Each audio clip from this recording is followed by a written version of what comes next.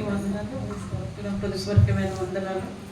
నేను కూడా సేవకురాలని క్రీస్తు రూపాంతర దేవాలయం అనే సంఘం ద్వారా పరిచయం చేస్తున్నాం. మేము దైవ సన్నిధి మినిస్ట్రీలో సేవ చేస్తున్నాం. అలాగే తామసాయి గారు తెలుసు, అలాగే శివమమ్మి కూడా తెలుసు.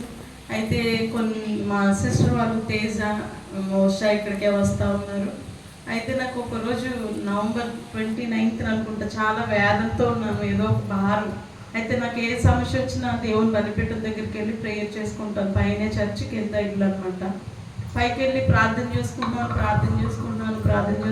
కానీ ప్రార్థనలో నాకు ఎందుకో ఇక్కడికి రావాలి, ఎందుకంటే చెప్పింది రావాలి అని ఆశ అయితే ఉంది. కానీ తీసుకొచ్చేవాళ్ళు ఎవరులే, నాకు ఈ ఊరు తెలీదు, ఏం తెలీదు. అయితే అక్క వాళ్ళ అబ్బాయి ఉన్నాడు, పాస్టర్ బయటకు వెళ్ళారు అనమాట. అయితే బాబు కార్ డ్రైవింగ్ వచ్చి, బాబు నువ్వు తీసుకెళ్తావంటే నేను తీసుకెళ్ళను అన్నాడు. వాడు నమ్మడు అసలు.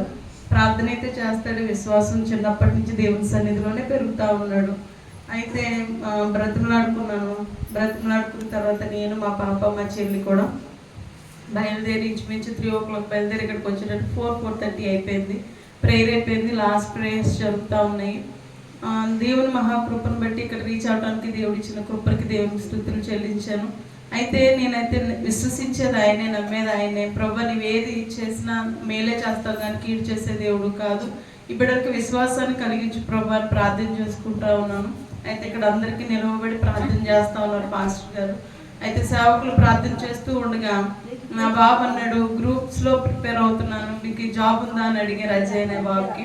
అయితే నేను గ్రూప్స్ ప్రిపేర్ అవుతున్నానంటే, నువ్వు దేవుడు ఆల్రెడీ నీకు డోర్స్ ఓపెన్ చేసేసాడు, నవంబర్ 30, 20 నుంచి డిసెంబర్ కల్లా నీకు దేవుడు ఉద్యోగం ఇస్తానన్నాడు. అలాగే ఆ బాబు కూడా ప్రార్థన చేసుకుంటాడు, పర్సనల్ ప్రేయర్స్ చేసుకుంటాడు. అనేక మంది సేవకులు ప్రార్థన చేస్తున్నారు, కానీ దేవుని సేవకు నోట్లు వచ్చిన మాట సరిగ్గా 30వ తారీఖు కల్లా దేవుడు బిడ్డకు ఉద్యోగాన్ని ఇచ్చాడు.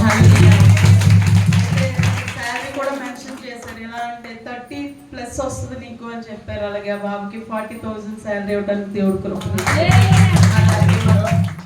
కూతురా. ఒక విషయం, మీ అబ్బాయికి కానీ మీ బాబు కానీ మీరు కానీ మీ కుటుంబ సభ్యులు కానీ నాతో ఎప్పుడైనా పరిచయం ఉన్నారా? ఎప్పుడు పరిచయం లేదు, ఇదే ఫస్ట్ చూడి, సెకండ్ టైం చూడు. ఎస్, హల్లెలూయా. ఈవెన్ 30+ అని చెప్పడం, అట్లా డేట్ చెప్పడం, ఇది ఎట్లా మీకు అనిపిస్తుంది? అది దేవుని యొక్క వాక్ అని నేను విశ్వసించను. ఎందుకంటే దేవుని సేవకుల నోటి మాట దేవుడు స్థిరపరుస్తాడు. ఆ హృదయం ద్వారా దేవుడు మాట్లాడాడు, ఆ వాక్ నా బిడ్డ విశ్వసించాడు. ప్రతిరోజు ప్రేయర్ చేసుకుని సేవకుని మాట ఇచ్చారు, ఆ మాట నెరవేర్చి ప్రభు ప్రార్థన చేస్తాం. ఈవెన్ బిడ్డ పరిశుద్ధాత్మ దేవుడు జాబ్ విషయంలో మాట్లాడడం, ఈవెన్ ఇప్పుడే మీ ఎదురుగుండా ఒక తమ్మిని తీసుకొచ్చి చెప్పడం జరిగింది. ఇలాగా కొన్ని వందలు కాదు వేలలో గవర్నమెంట్ జాబులు తీసుకున్న వాళ్ళు ఎంతో మంది ఉన్నారు. హల్లెలూయా. మే గాడ్ బ్లెస్ యు బిడ్డ. అలాగే మా చెల్లికి కూడా వచ్చారు, చెల్లికి కూడా ప్రేయర్ చేశారు. మీ ఇంట్లో మహోత్సవం జరుగుతుంది, పాపకు చౌటుగా ఉంటుంది, లాగుంటుంది. అయితే థైరాయిడ్ ప్రాబ్లం ఏమో అని చెప్పేసి థైరాయిడ్ టెస్ట్లు కూడా చెప్పించారు. అయితే ప్రార్థన చేసుకుంటా ఉన్నాం. అయితే సేవకుల నోట మాట ఏమనంటే మహోత్సవం జరుగుతుంది అన్నారు. డిసెంబర్ 23 క్రిస్మస్ ముందులో నా పాప మెచ్యూర్ అవటానికి కూడా దేవుడు కృపనిచ్చాడు. 2 కార్యాలు కూడా దేవుడు ఘనంగా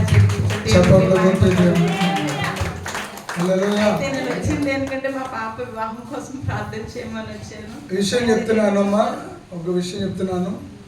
నేను తండ్రి దీవించు ఆమె హల్లెలూయా అనే పాస్టర్ గారిని, హల్లెలూయా ఈజ్ ఎ ప్రాఫిట్, ఆమేన్. ఒక ప్రవక్తగా చెప్తున్నాను. 7 monthsలో దేవుడు ఒక వండర్ఫుల్ ఒక వేలో దేవుడు మీ బిడ్డ జీవితంలో లైఫ్లోనికి దేవుడు ద్వారం జరగబోతుంది. హల్లెలూయా. ఈవెన్ 3 years నుంచి ఎదురు చూస్తున్న ఆ కోరిక ఈవెన్ 7 monthsలో దేవుడు కంప్లీట్ చేయబోతున్నాడు. ఈజ్ కరెక్ట్ కదా? 3 years నుంచి కూడా నేను ప్రేయర్ చేస్తున్నాను. చప్పట్లు కొట్టే పండుగ. హల్లెలూయా, హల్లెలూయా. ఈవెన్ బుధవారం వస్తున్నాం. Hi sir, hi sir.